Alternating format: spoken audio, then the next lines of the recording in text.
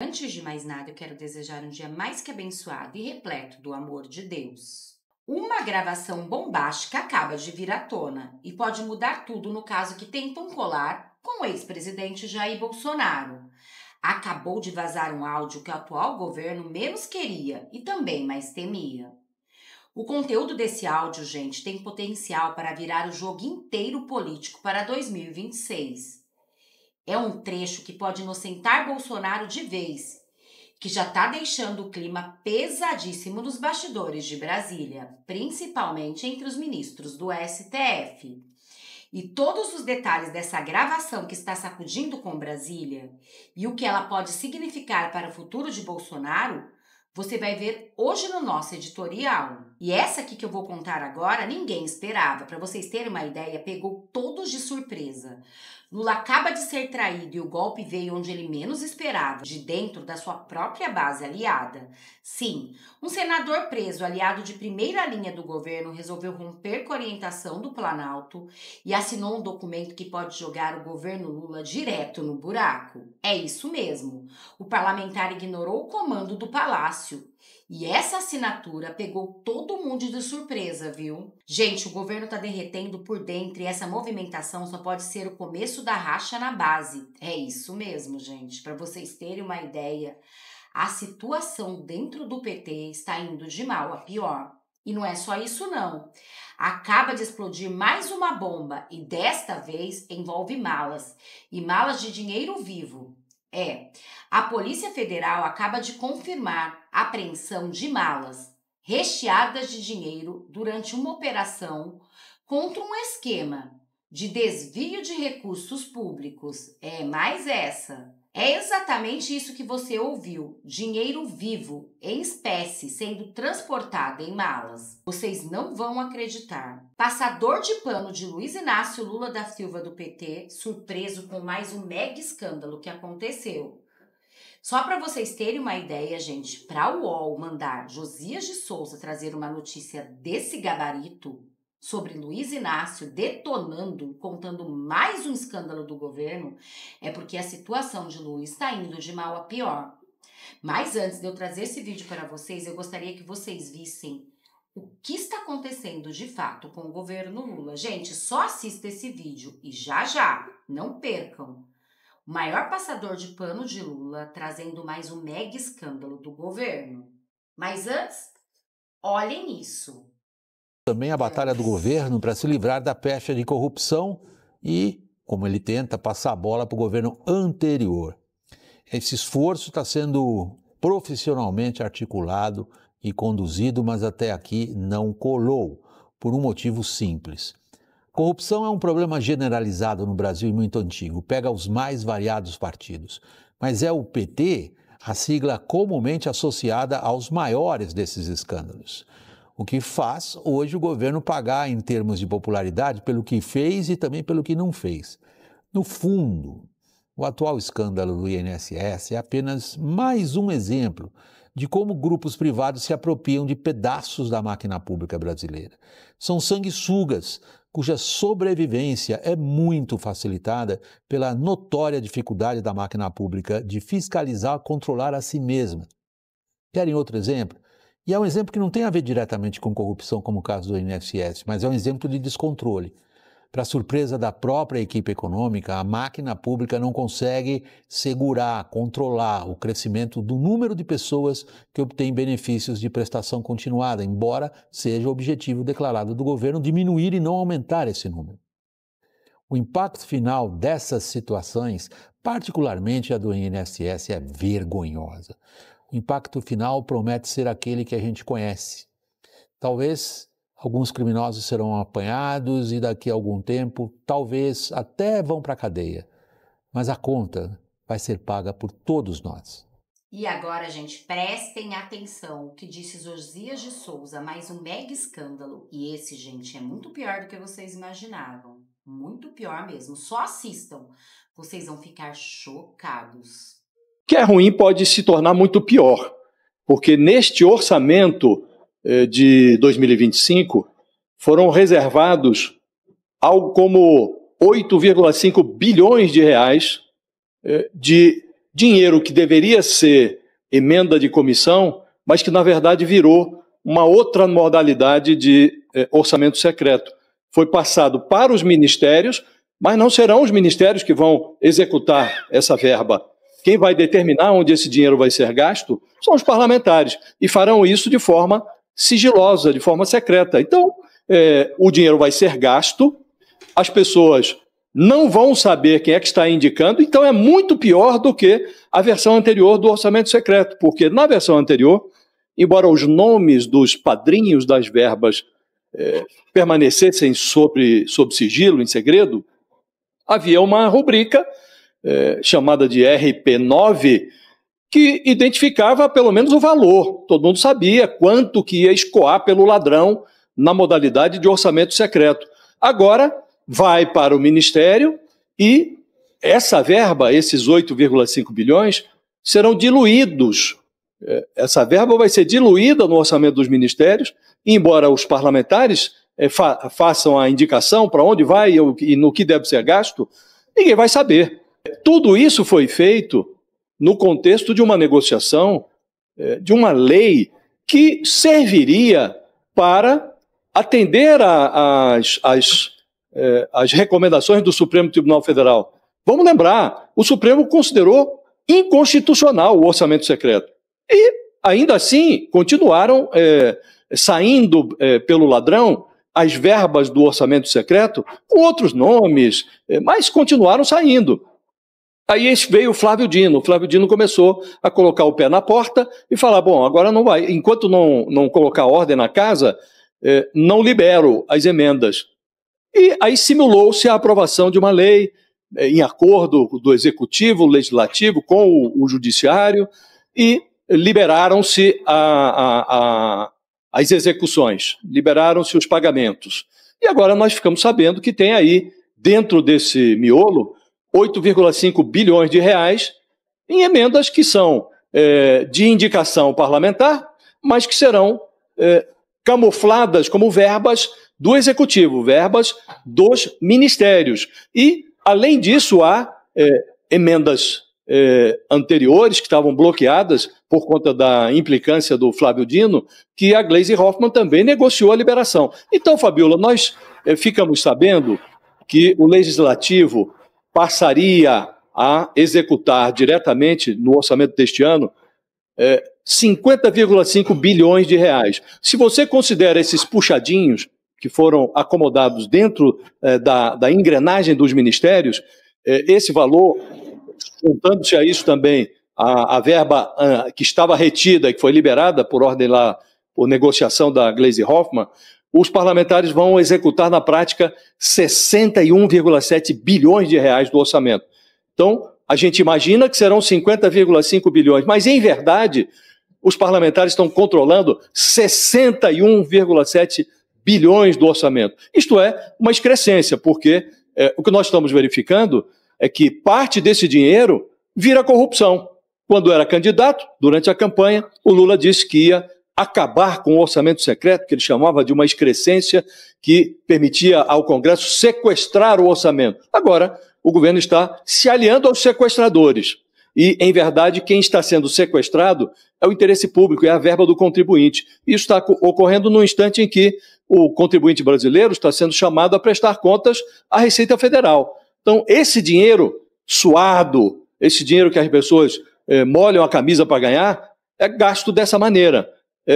Sai ali de uma forma subreptícia, sem que a gente possa nem mesmo controlar. Então, realmente, estamos vivendo uma quadra e isso deveria, pelo menos, resultar em apoio para o governo. Mas não, os parlamentares não estão nem trabalhando. Nós estamos chegando ao meio do ano e não há uma mísera providência que tenha sido aprovada na Câmara e no Senado que a gente possa dizer, olha, aprovaram alguma coisa de útil. Nós estamos assistindo deputado aprovando blindagem para colegas criminosos e os presidentes das duas casas percorrendo o mundo, ora na companhia do presidente Lula, ora em atividades não vinculadas ao presidente. Agora mesmo, acabou de chegar da China o presidente do Senado e continua em Nova York o presidente da Câmara. Enquanto isso, assistimos a uma paralisia no Congresso, que não aprova nada que se pareça com o interesse público. Bom, o interesse público do momento é a anistia, né, gente? Enquanto isso não ser pautado. Mas falando em Congresso, sobre o que falou Josias de Souza, veja o que está acontecendo por trás dos bastidores e essa briga entre o Judiciário e também o Legislativo está longe de acabar. E segundo esse jornalista, e já, gente, áudio que pode inocentar Bolsonaro, é isso mesmo. Mas antes, olhem isso. É praticamente impossível parar a grande treta entre os dois grandes poderes políticos no Brasil, a saber, judiciário e legislativo. Observem o que o presidente da Câmara fez hoje. Entrou lá no STF para que prevaleça uma votação ocorrida na Câmara, suspendendo a ação penal contra um deputado. No caso, um deputado da oposição acusado de participação em trama golpista. A queda de braço é mais do que parece. Vai mais longe do que manobras para facilitar eventual anistia política ou facilitar a vida de Jair Bolsonaro, por exemplo. O que move o Legislativo num claro embate com o Judiciário é afirmar que a punição de parlamentares é assunto deles mesmos e não de juízes da Suprema Corte, além do fato de que o Legislativo não engoliu jamais o Judiciário regulando modalidades de emendas parlamentares. Do seu lado, por motivos vários, o STF não parece nem um pouco disposto a voltar para tempos, entre aspas, normais, quando não estava tão envolvido em política. Agora, nesse nosso novo normal, o papel júnior tem sido do Executivo. Perdeu poderes, depende bastante do Judiciário, pouco consegue moldar o embate ao qual me referi. Ministros do Supremo, chefes das casas legislativas, o próprio presidente da República reiteram que as instituições funcionam, em forte contraste com a realidade da política. Pronunciam palavras grandiosas, grandiloquentes, sobre a necessidade de se discutir os grandes temas nacionais. Mas o que temos são horizontes curtos, discussões inúteis e a política vivendo para si mesma. E agora, gente, olhem esta notícia. Petista ignora Planalto, assina a CPI do INSS, escancara a guerra na bancada. É isso mesmo? A assinatura do senador Fabiano Contarato para a CPMI, a Comissão Parlamentar Mista de Inquérito do INSS, hoje desagradou o governo. E parte da bancada petista, em pé de guerra sobre o tema. Parlamentares reclamam ainda da articulação do Planalto que segue contra a instalação. Contarato foi o primeiro petista a assinar o requerimento. Ele foi feito pela senadora Damares Alves, do Republicano, e protocolado na segunda-feira. Aspas. Assinei e entendo que essa apuração é necessária em benefício da população mais vulnerável e todos aqueles que cometeram crimes devem pagar, independente de governo, fecham aspas, disse o Contarato ao UOL. O líder do PT no Senado, Rogério Carvalho, deixou o Planalto ainda mais irritado ao falar sem consultar com o governo Lula. Em discurso na casa, ele condicionou apoio à mudança do escopo da CPMI, para que a investigação não se limite a um ou outro governo. Gente, para vocês verem, o PT vai assinar sim essa CPI, disse Carvalho, aspas, para a gente colocar na cadeia quem de fato tirou o dinheiro dos aposentados. Nós vamos investigar, olhando na linha o tempo todos os fatos e todas as pessoas, como fizemos na CPI da Covid e na CPI do 8 de janeiro.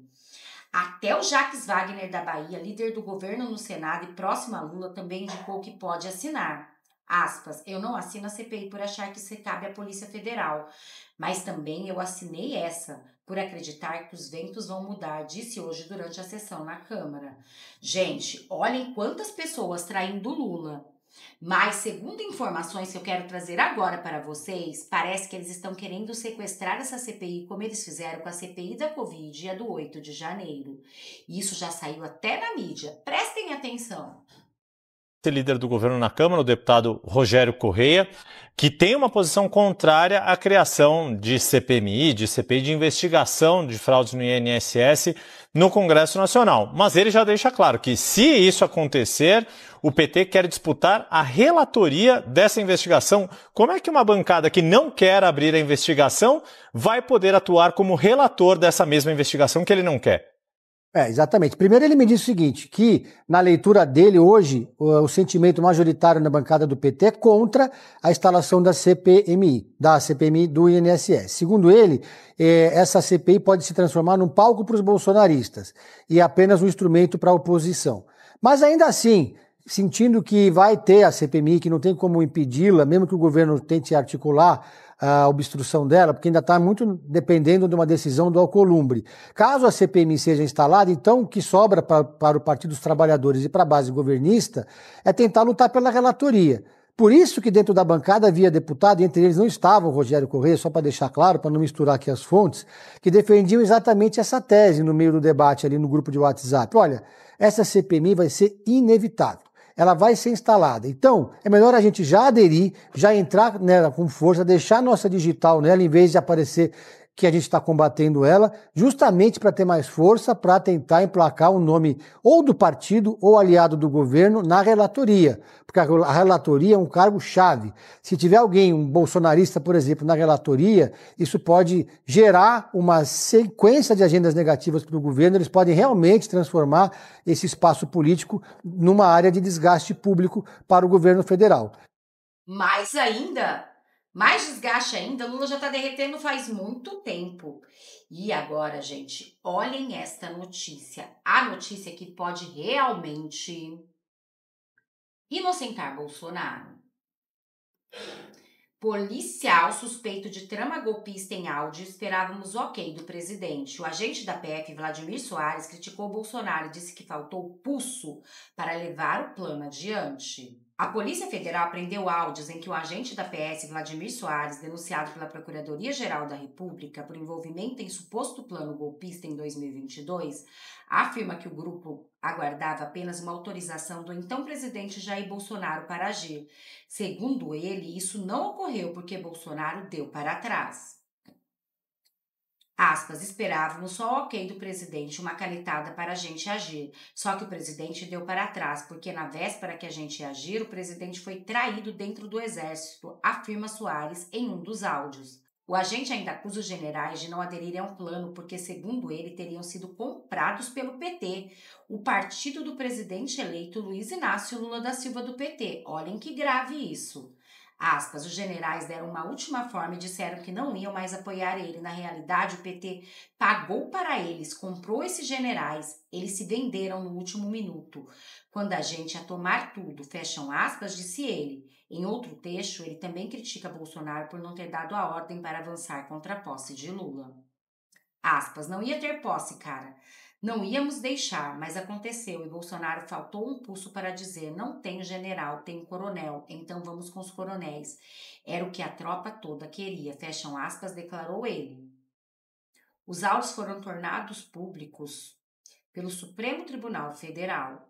Gente, isso aqui, segundo informações, até mesmo lá na Globo, inclusive prestem atenção o que diz Gabeira, sim, Gabeira, sobre este áudio, e ele mesmo inocenta Bolsonaro.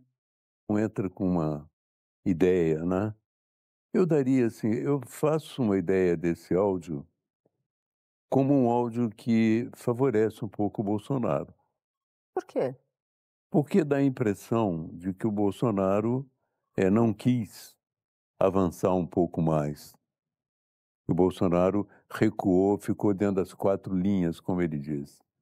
Bom, se até na Globo isso está sendo falado é porque realmente tem toda a possibilidade de mudar todo o jogo político e realmente inocentar Bolsonaro. E agora, gente, vejam essa notícia. PF apreende malas de dinheiro em ação contra desvios de recursos em Alagoas. A Polícia Federal apreendeu mochilas cheias de dinheiro hoje em uma operação que investiga possível desvio de recursos públicos federais em município de Alagoas. A Operação Pedágio Norte cumpriu 11 mandados de busca e apreensão.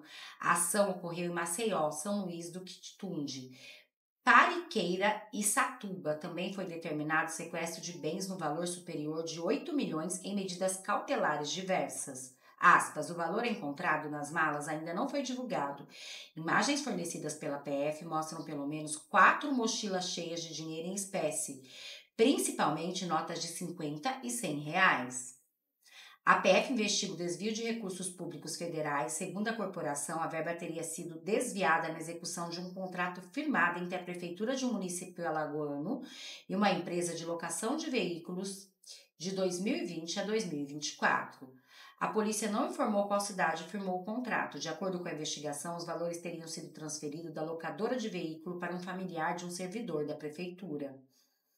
A PF identificou saques em espécie nas contas da empresa contratada com possível repasses dos valores em circunstância que sugere ocultação. Os investigados poderão responder pelos crimes de peculato, corrupção passiva, fraude em contrato com a administração pública, lavagem de capitais e associação criminosa.